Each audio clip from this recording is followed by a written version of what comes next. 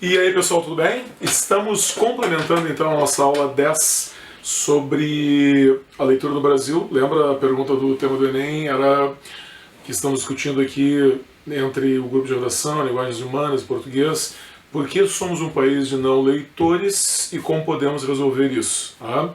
Aquelas perguntas do Enem e indagações de questões de prova que são desastrosas, né? Porque a primeira coisa que fica pensando assim, é só se a gente reencarnar esses 200 milhões de brasileiros aí para eles saberem ler, e é bem provável. Para te mostrar exatamente como é que é a leitura no Brasil, eu vou me valer dessa pesquisa Retratos da Leitura no Brasil, na sua quarta edição, feita pelo Instituto ProLivro, uma ONG, uma espécie de ONG de São Paulo, financiada por vários empresários da área das livrarias, bibliotecas e assim por diante, que investe em saber exatamente como é que o brasileiro lê. Então a gente tem hoje já dados muito consistentes sobre os hábitos de leitura, se é que existem esses hábitos de leitura, dos brasileiros. Então nós vamos começar te mostrando essa peculiaridade aqui do slide da nossa página 12. Como é que é, pessoal, a leitura no Brasil em relação à questão da escolaridade? Primeiro eu vou te lembrar, coisa que dissemos já recentemente numa das aulas de redação, o brasileiro não lê, pessoal, porque ele não tem um hábito de leitura. Isso não tem nada a ver. A gente poderia ter o hábito se a gente tivesse condições de ler. E o que nós vamos discutir na aula de hoje, o brasileiro não tem condições de ler. Ou porque ele não tem as ferramentas adequadas para ler, ou porque ele não tem os valores suficientes que a leitura consome, ou porque ele não tem exemplos positivos, incentivadores, influenciadores positivos. Mesmo que, e aí a importância desse slide que nós estamos vendo agora, a educação no Brasil tenha melhorado. Então eu queria voltar a um ponto de vista histórico bem relevante, tá? A educação no Brasil, ela se populariza apenas na mágica década e no mágico ano de 1978, quando ocorre a Constituinte Cidadã, que propõe a educação pública para todos. Até essa década, pasmem vocês, na maioria das localidades brasileiras, o número de analfabetos era maior do que o número de alfabetizados, sobretudo nas regiões então mais pobres, Norte, Nordeste e Centro-Oeste. Então, nós cumprimos um curso histórico que já vinha desde o século XIX, onde nós tínhamos lá uma massa escrava, pasmem, essa aí é a realidade do século XIX, com talvez 3 a 5% da população brasileira alfabetizada. E entramos no século XX com altíssimas taxas de analfabetos, até chegarmos na popularização do ensino na década de 80. Porém, entre a Constituinte de 88 e a década de 90, quando tentou se enjambrar um plano para levar as pessoas na escola, o que efetivamente passou a ser feito em abundância, talvez até de uma forma desordenada, nas décadas de 2000 e 2010, quando atingimos, vejam, 97, 95% das crianças nas escolas, talvez essa forma não tenha sido adequada. Tu nota nesse gráfico aí, por exemplo, que muitas taxas de inclusão escolar foram bastante positivas no Brasil. Vejam que, por exemplo, a taxa de ensino superior praticamente dobrou, de 7% para 14%. A taxa das pessoas que fizeram ensino médio de 19% foi para 29% da população. Isso é bastante significativo. Isso deveria ter resultado daí num acréscimo de leitura, num aumento da leitura, num apego maior do brasileiro à leitura.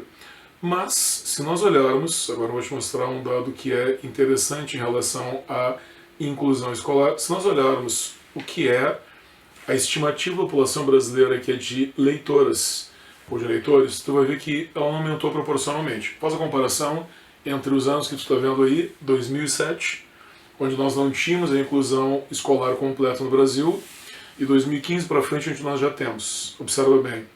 Nós temos como leitores no Brasil, em 2007, 55% da população. Todo o esforço de inclusão escolar nos deixou como uma herança de leitores 56% 8 anos depois. Cara, como esses dados estatísticos eles têm uma margem de erro, tu pode até considerar que de repente assim, não houve alteração.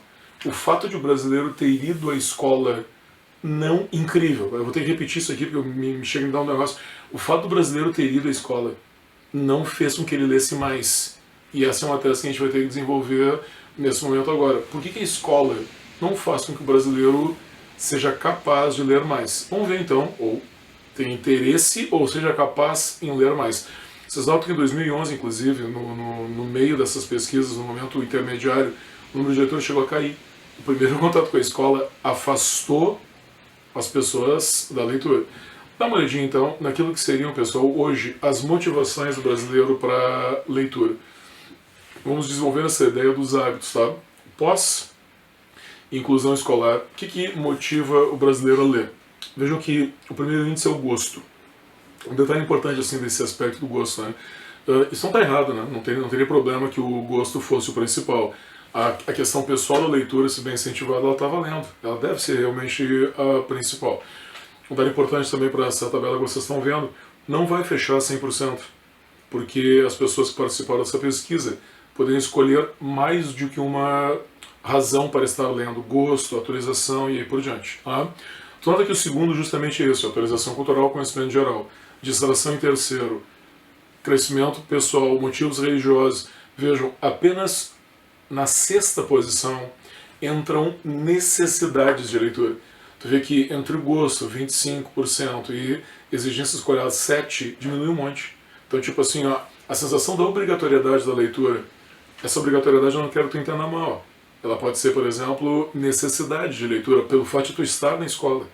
Tu vai ser obrigado a ler. Talvez ler as coisas ruins, mas também vai ler, certamente vai ler coisas boas, como algumas das leituras obrigatórias do vestibular. E numa posição ainda posterior, tu tem atualização profissional ou exigência do trabalho. Veja que na mesma medida, o brasileiro lê muito pouco numa situação em que ele desesperadamente precisaria, que é o trabalho.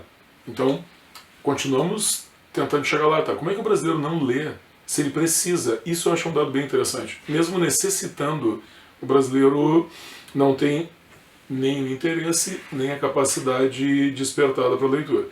Um outro dado bastante significativo é, agora também tu vai te apavorar, eu espero que vocês estejam assistindo a sala sentados e que vocês segurem os butiás que vocês têm no bolso, porque tu vai notar que os dados de leitura no Brasil, se nós imaginarmos que eram ruins, eles são piores do que a gente poderia imaginar. Olha bem essa tabela agora, tá? Com que frequência que o brasileiro lê e o que ele lê. Vejam que a margem negativa não lê é sempre predominante. Tipo assim, ó, brasileiro, alguns leem jornais com alguma frequência, outros com outros, mas a maioria não lê. Não lê jornal, não lê revista, não lê livros de literatura, não lê praticamente nada. Vejam, e essa pesquisa é feita no ápice da inclusão escolar, correto? Vamos adiantando. Depois nós temos uma outra situação interessante que é assim, ó, por que o brasileiro, pessoal, não lê? Quais são as razões pelas quais o brasileiro diz que não lê? Nós vamos usar essa expressão que é importante para redação, que é assim, ó, quais são os pretextos pelos quais o brasileiro não leria? Ele não lê por várias razões. A principal delas vai aparecer assim, ó, por falta de tempo. Deixa eu fazer um parênteses agora para mencionar causas paralelas a isso que nós estamos falando agora aqui. A falta de tempo, você acha que é uma desculpa para não ler? O que tu acha? É uma desculpa ou não é uma desculpa? Eu acho que para uma parcela da população brasileira é uma desculpa aceitável. Veja, olha só, eu estou gravando essa aula aqui do fim do mundo. Belém Novo, onde Porto Alegre não termina, mas a gente tem essa impressão. Tá? Se o cara mora aqui e trabalha no centro, ele leva 1h30 para chegar lá. Então se ele trabalha às 8, ele vai ter que sair daqui pelo menos umas 6h30. Então ele acordou às 5h30. O dia dele começa às 5h30, tá? Na melhor das hipóteses. Ele vai prosseguir no trabalho até às 8 horas, 6 horas, perdão. Vai se arrumar, sair, pegar um ônibus às 6h30, vai chegar em casa às 8. Se ele for mulher, se esse indivíduo for mulher, ele tem uma segunda jornada de trabalho em casa. Filho, roupa, janta e escambau. Acabou o dia dele. Tá, tudo bem, isso aí só acontece de 5 a 6 vezes na semana, né? De segunda a sábado. Ele vai ler quando? Alguém poderia dizer ironicamente, vai ler segurando o ônibus? Não, né? Isso não existe, correto? Eu acho que o ritmo de vida do brasileiro efetivamente atrapalha a leitura. Não é uma desculpa para mim nem para ti, mas para a massa que trabalha na atividade física cotidiana, o pedreiro, o empregado doméstico da periferia, eu acho que é uma relação interessante. No segundo lugar também não está aqui é o lance do custo, né? Tipo, ler custa. Se tu pensar em internet, bibliotecas, eu já vou refutar esses teus dados aí, espera um pouquinho, mas você vai ver que também não vai ser bem assim. Então, falta de tempo, eu não acho desprezível. É desprezível no nosso meio, para o trabalhador não. Olha a segunda colocação que ele te diz, prefere outras atividades, tudo bem, mas tu nota que agora vão aparecer situações diferentes em que o brasileiro vai colocar dificuldades para a leitura. Observa bem, ele diz que não tem paciência para ler. Se tu não entende, aí tu não tem paciência. Tu entendeu? Esse paciência eu não acho uma coisa tão gosto ou afetiva. Eu acho que tem a ver com as habilidades. Depois ele vai dizer que mais abaixo ele se sente cansado para ler, tem a ver com o primeiro. Ele não gosta de ler, claro, né? Então tem paciência e não gosta, observa um pouquinho mais para baixo, porque ele tem dificuldades para ler. Essa aí vai ser a minha maior tese. Minha maior tese hoje aqui é que o brasileiro não lê porque não pode. Não lê porque não consegue. Não lê por um índice que vocês todos já devem ter ouvido falar, a gente até ouve de brincadeira, um xingando o outro nos corredores do Mota, do conceito de analfabeto funcional, que é aquele brasileiro que foi à escola, cursou uma parte desse período, talvez 4 anos, 5 anos, 6 anos, mas não conseguiu aprender a ler, não lhes foram dadas as ferramentas suficientes. É aquele cara que daqui a pouco assim, ó, ele consegue ler um letreiro de ônibus, ele consegue ler um sinal de trânsito, ele consegue ler a palavra pare, graças a Deus, correto? Mas ele não consegue ler frases ou interpretar sentidos mais complexos. Esse é o analfabeto funcional. Enquanto a gente muda de slide, e se tu olhar o resto da tabela, tu vai ver em várias outras circunstâncias, além das dificuldades, além da paciência, o brasileiro alega essa questão de não ter as ferramentas necessárias. Tem um só que eu não entendo muito bem, que ele diz ali, ó, ele diz que não tem um lugar apropriado para ler, não acho tão errado assim, ele não tem acesso permanente à internet, também é uma situação, existem causas variadas, mas o foco central está na dificuldade de ler. Essas ferramentas não são dadas porque normalmente os brasileiros vão em escolas de má qualidade e não completam a escolaridade. Não sei se já calculou isso. Quanto tempo, cara, tu vai ficar na escola? Tu já ficou 9 anos no ensino primário, vai ficar mais 3 no médio, já fez, são 12. Se tu fizer medicina são 6, ou seja, 12, 6, 18. E se tu fizer uma residência padrão de 5 a 6 anos, tu vai ter um processo de escolaridade de 23 a 24 anos. Tu já imaginou, velho? Tu vai passar 24 anos estudando. Você sabe qual é, pessoal, o tempo de escolaridade médio de um brasileiro hoje? Quanto tempo o brasileiro fica na escola? Ele fica 8 anos. Nos valores de hoje, não é nem o ensino primário completo. Então são 8 anos, numa escola pública de má qualidade. Chance de ele aprender a ler plenamente, praticamente zero. Com esse slide aí agora, de dificuldades para ler. Voltando para a questão da dificuldade, o brasileiro ele não tem paciência. Olha o conjunto agora, tá? Nós não estamos falando agora do gosto, nós estamos falando da dificuldade mesmo. Então tu vai lá e segmenta os caras que dizem dificuldade e pergunta, velho, qual é a tua dificuldade? Tá? Não tem paciência. Que é o emocional, não deve ter paciência porque não consegue. Ele lê devagar porque ele não consegue. Tá, tem um terceiro item engraçado ali que ele tem problemas de visão ou outras limitações físicas. Não sei quais seriam as outras limitações, talvez não tenha os braços, ele leu, tá, tudo bem, beleza. Agora ele não tem concentração. E aquele último índice ali, ó, não compreende a maior parte do que lê, eu acho bem significativo. Se eu somá-los todos, vai dar uma média bastante alta de 27 mais 14, 41, são assim, ó, 40 e poucos por cento dos brasileiros que alega não ter condições de ler. Essa é a realidade. Matamos aí a primeira tese. Agora, vamos explicar um pouquinho mais, né? Além da questão da escola pública, por que o brasileiro não consegue ler? Não consegue porque eles não têm as ferramentas, não consegue porque ele trabalha muito, não consegue porque, por exemplo, ele não pode pagar pelo valor do livro. Se ele não pode pagar pelo valor do livro, eu vou te mostrar agora como é que o brasileiro compra livros. Então, vê esse próximo slide. Há quanto tempo o brasileiro comprou o último livro? O Antônio primeiro chega a ficar relativamente feliz. Olha ali, ó, 30% dos brasileiros compram um livro há menos de 3 meses. Pô, bacana. Tu vê, os caras aí até estão comprando, mas isso é 31%. Tu vê que 6 não compra livro há entre 3 e 6 meses, 4 a 1 ano, 6 até 2 anos. Agora tu olha assim, ó, olha os dois últimos índices, tá? 18% não compra há mais de 2 anos, vai saber quanto tempo. E 30% dos brasileiros, né? 30 nunca comprou um livro na vida. Cara, isso aí eu acho incrível. Nós estamos falando de pelo menos 70 a 80 milhões de pessoas que nunca foram numa prateleira, sacaram um livro e compraram, correto? Tem a questão do custo e a questão da falta de interesse envolvidos aqui. Eu acho um dado bem crítico. O não comprar aqui envolve qualquer mídia, tá? Não comprou numa loja, não comprou na internet, não comprou um e-book, não comprou nada. Esse dado também, ele se reflete globalmente, nacionalmente, tá? Tu poderia pensar, mas o Rio Grande do Sul deve ser diferente. O Rio Grande do Sul é um estado que tem poder aquisitivo maior, O Rio Grande do Sul é um estado, e aí a gente tem algumas diferenças mesmo, né?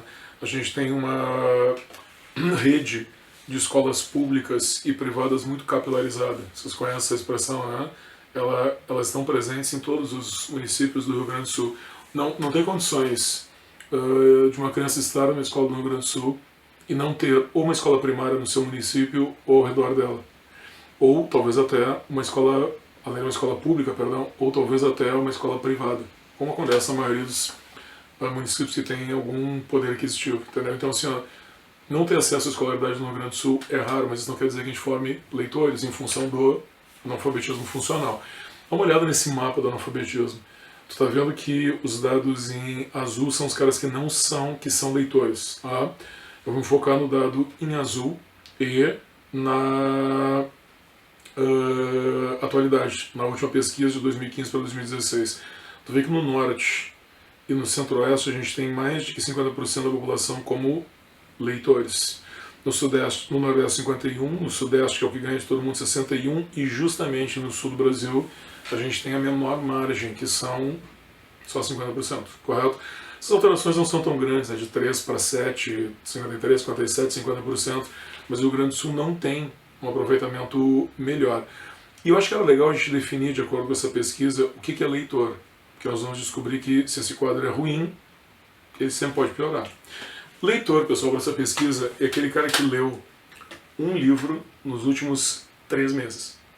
Um livro, 3 meses. O que ao longo de 12 meses, um ano, daria, então, 4 livros. Tá? Na hora que essa pesquisa, ela faz uma ressalva que é um livro inteiro ou em partes. Correto? Esse em partes, ele tem 2 objetivos, tá? É comum nós lermos em partes. Muito. Tu vai notar quando tu estiver fazendo faculdade e depois a residência mesmo, a gente lê muito em partes. Quando comprar os livros de anatomia, fisiologia, daqui a pouco tu vai ler um capítulo de 100 páginas. É claro que isso conta como leitura, entendeu? Embora tu não tenha... Isso é quase também um livro. Embora seja apenas um capítulo dele, é claro que conta como leitura, nós não podemos desprezar essa leitura. Então, tecnicamente, o em partes ali está valendo e é interessante. Agora, o em partes também pode significar leituras não concluídas, incompletas e praticamente inúteis, que daqui a 5 minutos eu vou estar te mostrando qual é. E deixa eu te mostrar um negócio. Nessa categoria tu é leitor. Olha bem pra mim e me diz, tu é leitor, né? É impossível tu não ler um livro em 3 meses, fazendo vestibular para medicina ou cursos concorridos, até porque as leituras obrigatórias da URGS já fariam que tu lesse muito mais do que isso. Isso também é um dado interessante para ti, né? Quando tu pensa, as pessoas não podem ler tão pouco. Quando olhar as médias de leituras, tu vai ver que tu lê por muitos brasileiros. Se nós pegarmos só o nosso grupo de linguagens humanas, meus grupos maiores de redação, esses caras leem por uma cidade brasileira, leem por um bairro de Porto Alegre ao longo do ano inteiro. É incrível, mas é bem verdadeiro. Então olha um pouco agora, um pouco mais para frente, como é que são essas eficazes médias de leitura que a gente pode medir e dividir contigo. Dá uma olhada como é que é o número de livros lidos por ano em 2007, 2011 e 2015. Tu nota que em 2011, no pico da inclusão, é onde a gente menos tem leitores do Brasil, incrível, né? Em 2007 a gente tinha 4,7 livros por habitante, tá? Só que nessa pesquisa de 2007 contava o livro inteiro e não em partes.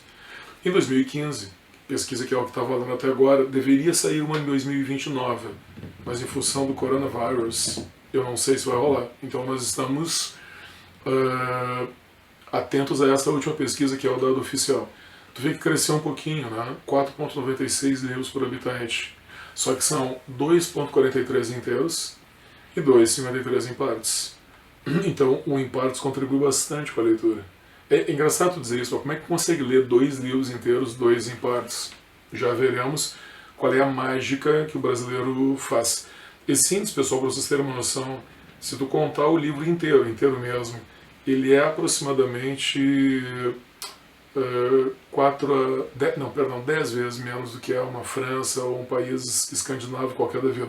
Os países escandinavos não dá para contar, né, que são aqueles países horrorosos que só servem para atrapalhar a média dos outros países, correto? Mas ali se lê 25 a 30 livros frouxo por ano.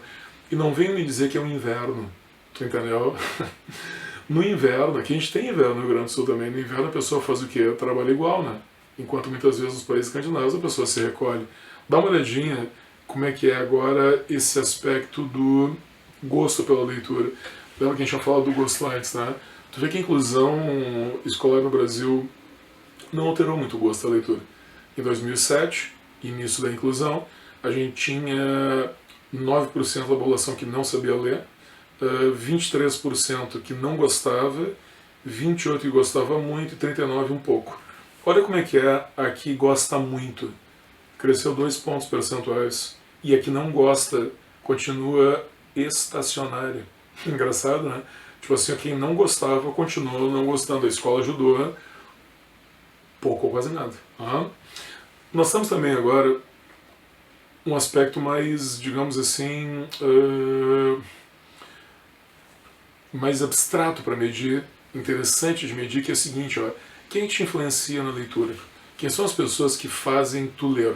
É claro que isso aí é autodeclaração, tá? Não sei se vocês conseguiriam fazer por vocês essa autodeclaração, se eu te perguntar assim, ó, alguém te motivou a ler, te ajudou a ler, te deu teus primeiros livros, facilitou a vida para ti, te mostrou que era legal ou não? As pessoas não mais sugerem. Por exemplo, assim, ó, no meu caso, a minha experiência pessoal bate exatamente com essa pesquisa assim. Quem são as pessoas mais relevantes para mim na minha história de leitura? Minha professora primária, a primária. Outras influenciaram depois, os caras da faculdade, assim, ó, onde eu fiz letras na URGS, nem se comparam, tu entendeu? Mas a professora primária determinou que eu fosse um leitor, como a minha mãe. Estou olhando essa pesquisa, os 2 maiores influenciadores, embora as margens sejam bem pequenas, tá? São mãe ou responsável de sexo feminino e algum professor ou professora. Normalmente nas séries iniciais são professoras. Então tu vê que a leitura está muito associado ao gênero feminino, ainda no Brasil. Quero lembrar uma frase que eu usei até na aula de redação. Lembro que o Machado sempre dizia que escrevia para 17 leitoras. Essas 2 informações irônicas, o Machado é claro, né, 17 e leitoras, tem muito a ver com a realidade do Brasil de hoje, né? Por que 17? 17 é um número aleatório, tu entendeu? Mas é para dizer que são poucas. E leitoras, porque a leitura pertencia muito mais às mulheres como uma atividade fútil, que não rendia nada ao trabalho. Uma coisa que o brasileiro talvez até hoje, a boa parte de nós, talvez até hoje pense. É o que dizem para ti quando tu pergunta assim, o que tu faz? Ah, eu estudo para medicina. Ah, tu só estuda. Como se não fosse uma atividade rentável, como se não tivesse benefícios. Agora, eu queria analisar se o teu caso é parecido com o da pesquisa e o meu, que são pessoas influenciadas pela mãe, pela professora. Como é que é para um jovem de classe C? Se o cara da classe C e D, se ele está naquela categoria que nós já estudamos em outras aulas, né? O cara, ele mora na periferia das grandes cidades, favelas ou vilas, algumas até incrustadas no meio da cidade, né? E ele é aquele adolescente nem. Lembra? Nem aquele cara que nem estuda, largou na 8ª série. E também nem trabalha, né? Ainda mais na condição que nós estamos hoje. Nem estuda, nem trabalha. Tá? Como é que é para ele o acesso à leitura? É zero. Porque ele já não está na escola, e se ele tivesse, no momento em que ele esteve, ele não era da leitura dessa professora de escola pública, por quê? Porque ela é uma mulher super atarefada. É que nem a mãe dele. É aquela mulher que vai ter dupla jornada de trabalho na rua e depois em casa. Então essa pessoa não lê. Ela pode ter uma formação, mas dificilmente ela vai ter uma atualização para oferecer para essa pessoa um livro que seja adequado para ela, que efetivamente mude a sua concepção, mude a sua vida. E a mãe do cara, muito menos, vem de uma linhagem, uma tradição, uma família que também nunca leu, correto? Nesse sentido, para todos nós aqui, né, que temos pais com um nível superior, passaram por toda a escolaridade completa e que sejam ou não sejam bons leitores, certamente valorizam essa questão da leitura, para nós é um enorme privilégio. Nota bem agora, pessoal, vamos passar por uma parte prática interessante, que é assim, já que o brasileiro, alguns brasileiros afirmam que lê, já que a gente tem essa médiazinha de 2,4, vamos ver o que o brasileiro lê efetivamente. Quais são os livros que o brasileiro diz que lê? Qual é o livro que o brasileiro mais lê? Eu duvido que adivinhe qual é. Duvido, fazer um monte de bobagem. E se tu não respondeu a Bíblia, tu errou, porque o livro que o brasileiro mais lê é a Bíblia. Então já vou adiantar uma série de informações, tá? Se o brasileiro lê a Bíblia, isso quer dizer que ele leu a Bíblia inteira. É isso? Não, bem capaz. É por isso que a pesquisa também pergunta o em partes. Porque não é apenas no estudo científico, acadêmico, que nós damos em partes produtivamente. Também é no ensino religioso, também é na prática religiosa, em que a Bíblia nunca é lida inteira. Ela é lida ao longo da tua vida. E muitas vezes o brasileiro diz que lê a Bíblia porque lê efetivamente aonde? No culto. Ele lê durante o culto. Então aqueles poucos versículos que ele lê, recita em voz alta, ou ouve o pastor dizer para ele, contou como leitura. Estou quase desmanhando aqui com essa informação. Você está entendendo? Tipo assim, ó, essa é mais uma das provas que o brasileiro não lê, correto? Se tu olhar aí os próximos livros que o brasileiro afirma ler, na maioria das vezes tu tem livros que são bastante trabalhados pela mídia, como A Cuba das Estrelas, 50 Tons de Cinza. Mas que brasileiro safadinho, né? Lê a Bíblia e logo abaixo da tabela ele já está lendo 50 Tons de Cinza. Depois tu tem, por exemplo, livros de autoajuda e livros religiosos, né, como Ágape, Esperança, como lá embaixo Única Esperança, Filia, e aí sucessivamente. Livros da mídia, livros religiosos. As escolhas dos brasileiros são bastante precárias, e isso evidentemente são para os brasileiros que leem alguma coisa. Na sequência, eu quero te mostrar que, mesmo quando o brasileiro diz que lê, nem sempre essa informação ela parece ser muito coerente, porque não fecha o que o brasileiro lê, nem sempre fecha com o escritor que o brasileiro afirma estar lendo ou ler. Observa, por exemplo, esse dado aqui. Nesse dado, o brasileiro diz que lê mais Monteiro Lobato, Machado de Assis, Paulo Coelho, Maurício de Souza. Maurício de Souza aparece lá com a turma da Mônica, Augusto Cury, médico que faz meio que autoajuda, Zíbia Gasparetto, que faz uma leitura esotérica sobre anjos, essas coisas aí.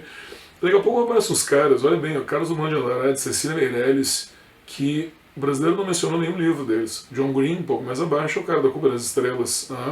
Vinícius de Moraes, mas José de Alencar.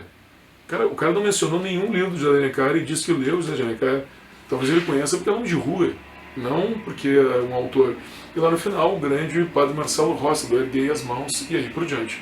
Muitos padres vendem muito. E eu queria te mostrar um negócio sobre como a humildade é um problema para essa questão da leitura. Quando nós falamos sobre tolerância religiosa, eu te dei um dado bem interessante. A religião que mais lê no Brasil são os espíritas. É claro que, eu cheguei a mencionar, eu acho, quando nós falamos sobre isso, que quando nós temos aqui na Feira do Livro de Porto Alegre, os mais vendidos, sempre tem livro espíritas. Os espíritas leem muito. Perfil de pessoa. Os católicos, eles não leem tanto, como os brasileiros no geral, mas como eles são muito volumosos, lembrem, os católicos são 65% dos brasileiros, eles conseguem meter muitos padres, muito católicos nessas listas de mais vendidos, os autores mais conhecidos. Os evangélicos têm muita dificuldade. Lembramos, por exemplo, o Padre Marcelo vende 100 mil exemplares, 150 mil exemplares frouxo. O Edir Macedo, quando lançou seus livros, assim, dificilmente ele passou de 60 mil exemplares. Lembramos que a vida do Edir Macedo, que virou filme, um caso muito conhecido no Brasil, todos os ingressos foram vendidos para as igrejas evangélicas que deram para os cristãos. Então, se tu olhar, por exemplo, hoje o maior sucesso de venda do Brasil em termos de filmes é a vida do Edir Macedo. O filme da vida do Edir Macedo, cujos cinemas estavam vazios, porque a igreja comprou para marcar a presença, porque os caras não têm interesse de ver um filme, como também não têm condições de ler um livro. Também, perfil do religioso, lembra desse ponto aí? Daí que gera a nossa intolerância. E um detalhe interessante também é que entre os escritores que tu está lendo e os mais conhecidos, a tabela não fecha muito, né? Mais conhecido vai ser lá o Machado, vai ser o Jorge Amado, mas muitas vezes entre os mais conhecidos não estão os livros que os caras estão lendo. Agora deixa eu te mostrar mais uma coisa interessante, que é assim, tu já viu que a leitura no Brasil é precária, que o brasileiro não lê por várias razões. Primeiro, falta de habilidades, por causa da escolaridade precária. Segundo, custo. Terceiro, condições, trabalho excessivo, dupla jornada e por diante. Agora, outras mídias que facilitariam, vamos tentar ver o que dá para facilitar. Fazer o trabalhador trabalhar menos, não tem chance. Reduzir o custo do livro pela internet. Bom, olha esse slide aí, tá? Esse slide mostra o interesse do brasileiro em conhecer e-books. Tá? Para o brasileiro, e-books seria uma boa, livros digitais seriam interessantes ou não? Difícil. Consequentemente, uma conta num streaming qualquer de livros, e tu tem que ter um cartão de crédito. Essas três situações aí inibem a maioria dos brasileiros de usar livros digitais. Você tá ligado que é por isso, né, que o Uber no Brasil, e os outros aplicativos também, acho que com exceção do Cabify, usam dinheiro, né? Porque a maioria dos brasileiros não tem cartão de crédito, tem cartão de débito, de onde eles sacam, os assalariados, a sua grana dos bancos, mas não de crédito. Então, por essa via, acho que talvez a gente não melhorasse tanto. E tu vê que a falta de habilidade do brasileiro em ler também inibe o interesse. Olha como é que era o uso da internet no brasileiro em 2015.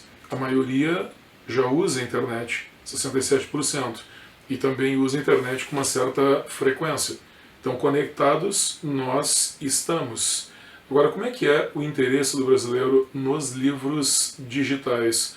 Tu observa que mesmo usando a internet, quando nós perguntamos assim, vamos direto ao dado recente, em 2015, tu já ouviu falar de livros digitais? Cara, eu acho incrível que 52% dos brasileiros nunca ouviu falar.